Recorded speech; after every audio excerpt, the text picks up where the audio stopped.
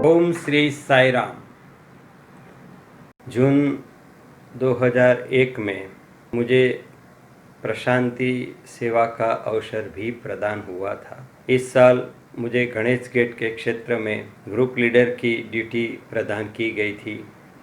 उन दिनों में गणेश गेट अर्थात आश्रम में पैदल आवाजाही का एकमात्र प्रवेश द्वार, इसलिए काफ़ी व्यस्त कार्य रहता था। भाषा का भी प्रॉब्लम आ सकता था और सुबह 4 बजे आश्रम की गतिविधियां शुरू होती है, तब से लेकर रात को 9:30 बजे गेट बंद होता है, जब तक सभी सेवा दल को सक्रिय तौर पे वहां काम करना पड़ता था। और इस कार्य क्षेत्र में सिर्फ गणेश गेट ही नहीं, गणेश मंदिर, कार्तिकेय मंदिर, पाठशाला gate, VVIP guest house, museum gate, पानी की टंकी इत्यादि कई क्षेत्रों का समावेश था। और सभी जगह पे सेवा दल की नियुक्ति करके सिक्योरिटी पॉइंट ऑफ व्यू और सभी सुविधाएं अच्छी तरह से चलती रहे, इस तरह से कार्य व्यवस्था करनी रहती थी। भगवान की कृपा कैसी रहती है और किस तरह से हमें पूर्वानुभास कराते हैं, ये एक ऐसा प्रसंग हुआ जिससे हम सबको पता चलता है कि ड्यूटी हम नहीं करते हैं, ड्यूटी स्वामी ही करते हैं, सिर्फ स्वामी हमें क्रेडिट देते हैं। वहाँ पे इतने सारे लोगों की आवाजाही में कई क्रिमिनल लोग भी आते हैं, तो उनको आइडेंटिफाई करके उनके साथ भी एक व्यवहार हमें करना होता है। हमारे पास वहाँ उन दिनों में एक रजिस्टर था जो काफ़ी जर्जरित हो गया था, इसलिए मैंने आश्रम अथॉरिटी से परवानगी ली कि अगर आप कहें तो हम लोग इसे नया बना दें, और उन्होंने अनुमति दी।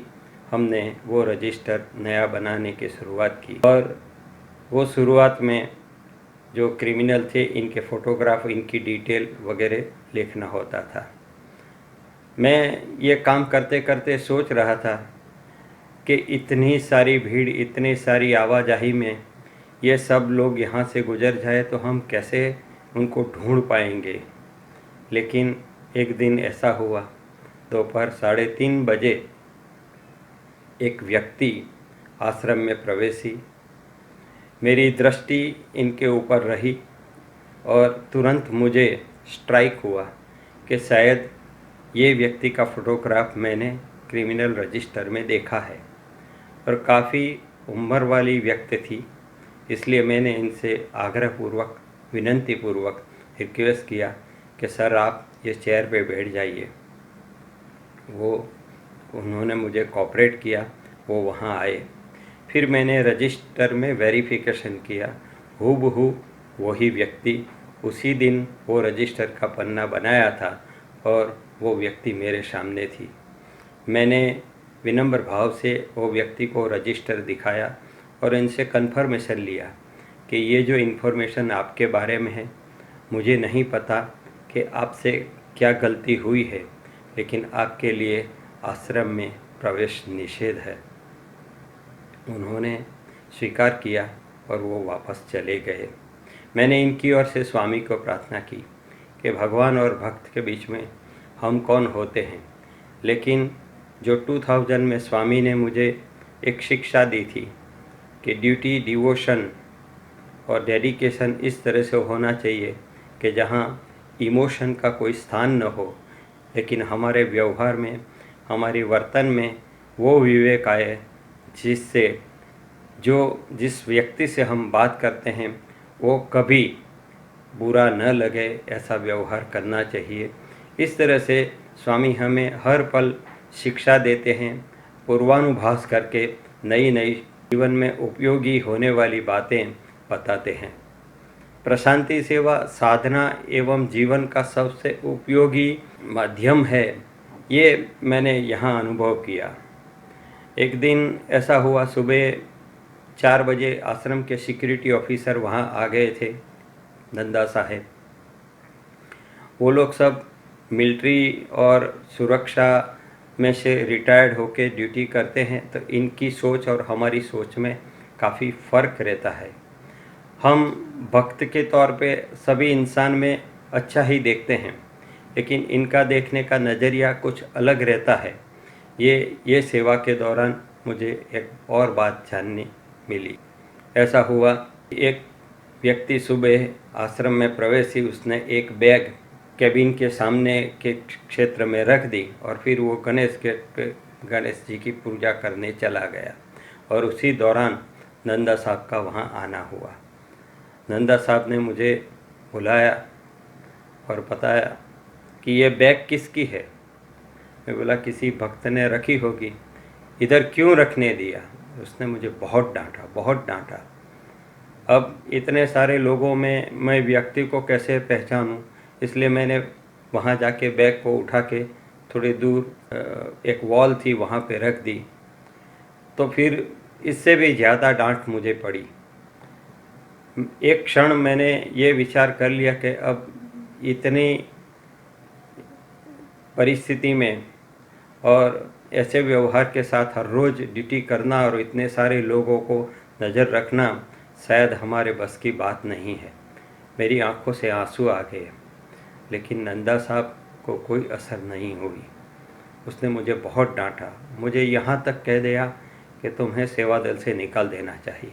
मैंने हमारे उस वक्त लीडर से बात की, फिर भी स्वामी से मैंने प्रार्थना की कि जो कुछ भी हो रहा है उसमें मुझे कुछ न कुछ तो शिक्षा मिल ही रही है, आप मुझे समझाइए कि ऐसा क्यों हुआ। दूसरे दिन सुबह नंदा साहब आए, उनका मूड कुछ और था। उन्होंने मुझे बुलाया, देखो यहाँ जो हर आदमी आते हैं वो स्वामी के भक्त ही है, ऐसा मानने की ज़रूरत नहीं है। आपने कल वो बैग उठाई थी और शायद वो बैग में बम या विस्फोटक सामग्री होती और वो फट जाती तो तुम्हारी जान चली जाती है। आप लोग बहुत अच्छे हैं, इसलिए आप सिर्फ हर इंसान के अंदर अच्छाई ही देखते हैं, लेकिन सिक्योरिटी ड्यूटी में हमें वो भी देखना पड़ता है कि आश्रम की व्यवस्था किस तरह से बनी रहे। इसलिए बहुत सावधानी से हर काम करना है। जो आदमी जो चीज़ लेके आया है वो उसी चीज़ के साथ रहे, वो ही हमारी फ़र्ज है। इस तरह से मुझे बहुत बड़ा शिक्षण मिला कि हम एक भक्त के तौर पे ड्यूटी करते हैं, हम सभी में अच्छाई ही देखते हैं, लेकिन कोई नेगेटिव एलिमेंट हमें एलिमिनेट करना है तो हमें किस तरह से करने का ये बोध मुझे वहाँ प्राप्त हुआ। 2001 मेरे जीवन में एक बहुत दुखद घटना बनी। मेरी सिस्टर का लड़का सिर्फ 26 साल की आयु में ब्लड कैंसर की वजह से मेरी नज़र के सामने स्वामी के शरण में चला गया। और ये घटना जब भी मेरे सामने आती थी, जब भी मैं ये सोचता था तो मैं उस वक्त निशब्द हो जाता था। मैं डिप्रेशन में चला गया और मुझसे ज़्यादा दर्द मेरी सिस्टर और मेरे जीजाजी के थे। इनका इकलौता बेटा था और परिवार में आधार देने वाला कोई नहीं था और इतनी कम आयु में वो स्वामी के शरण में चला गया। मैं बहुत व्यथित हो गया। मैं कुछ बोल नहीं सकता था। मैं जैसे एक स्टैच्यू की तरह मेरा जीवन हो गया। 2 दिन इस तरह से बीत गए। फिर अचानक एक दिन स्वामी की कृपा हुई। स्वामी मेरे सामने मुझे उपदेश देने आए। बहुत अच्छी तरह से समझाया कि ट्रेन बम्बई से निकलती है और अहमदाबाद जाती है। बम्बई से जो पैसेंजर बैठे हैं इसमें से कुछ ही लोग अहमदाबाद तक जाते हैं, कुछ लोग रास्ते में उतर जाते हैं और कुछ नए लोग आते हैं। इस तरह से पूरी यात्रा के दौरान कई पैसेंजर हमारे जीवन में आते हैं और कई पैसेंजर चले जाते हैं। जीवन की यात्रा भी ठीक ये ट्रेन की यात्रा जैसी ही है। हर पैसेंजर अपनी नियति के हिसाब से आपके जीवन का हिस्सा बनता है। उसका कार्य पूर्ण होते ही वो चला जाता है, इससे व्यथित होने से कुछ लाभ होने वाला नहीं है। इससे बेहतर कि आप अपनी जो फ़र्ज है वो निभाएं और इनके परिवार के प्रति और ये सभी कार्य व्यवस्था के प्रति आप ध्यान दें। मुझे इस तरह से स्वामी ने ऐसा इंस्पिरेशन दिया कि मुझे आने वाले दिन में कुछ होने वाला है उसके बारे में भी एहसास दे दिया और मेरी एक सोच में ऐसा परिवर्तन आया। शायद हम सब के लिए ये उपयोगी है कि जीवन यात्रा में हम मोह माया के बंधन में इस तरह से फंस जाते हैं कि जैसे यही हमारा जीवन है, हमारे जीवन का लक्ष्य कुछ और होता है, लेकिन हम छोटी छोटी घटनाओं से विचलित हो जाते हैं। हम कुछ नहीं है, करता हरता सब भगवान ही है, वो हमारे जीवन की नियति है और वही कार्य करते हैं।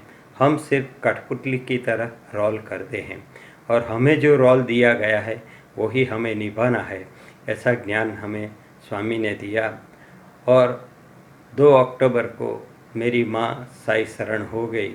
उस वक्त भी मुझे थोड़ा फीलिंग हुआ, दर्द हुआ, लेकिन स्वामी की दी हुई शिक्षा ने मुझे उस वक्त संभाल लिया था और मेरी सोच में भी परिवर्तन आया था। माँ के पीछे हम क्या कर सकते हैं वही मैं सोचता था कि इनकी स्मृति में हम स्वामी के जो मंत्र है, जन सेवा ही प्रभु सेवा, उसके तौर पे क्या क्या सेवाएं कर सकते हैं, ये ज्ञान उस वक्त मुझे रियलाइज़ हुआ और इस तरह से मैंने वो प्रसंग को भी स्वामी की कृपा से अच्छी तरह से पार कर लिया। भगवान बाबा हमारे साथ रहते हैं तो हम सब को शारीरिक एवं मानसिक हर तरह से समाज में रहने के लिए या आसपास में जो कुछ भी होता है, व्यावसायिक जीवन में होता है, वहाँ पे काफ़ी शिक्षा मिलती है। भगवान बाबा की यही कृपा और यही साथ हम सब के साथ रहे, ऐसी प्रार्थना के साथ जय साई राम।